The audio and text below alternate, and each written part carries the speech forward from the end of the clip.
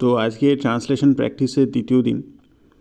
আজকে যে বাংলা অনুচ্ছেদটি এখানে আছে, এই বাংলা অনুচ্ছেদটি পড়লেই বুঝতে পারবেন যে এই বাংলা অনুচ্ছেদটি অনেক বেশি করে ভাবমূলক, মানে বস্তুনিষ্ঠ নয়। এখানে লেখকের মনের ভাব অনেক বেশি করে প্রকাশ পেয়েছে।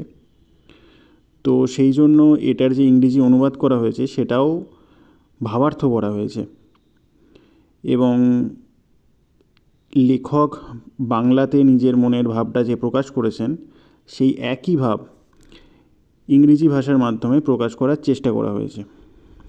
তো এখানে যদি আপনাদের কোনো সংযোজন বা আমি যদি কোথাও ভুল করে থাকি তো সেগুলো অবশ্যই জানাবেন। স্ক্রিনে ট্যাপ করে ভিডিওটা পজ করে বাংলা অনুচ্ছেদটা ট্রান্সলেশন করার চেষ্টা করতে পারেন, তারপর ভিডিওর শেষে ইংরেজি উত্তরটা দেখে নিতে পারেন।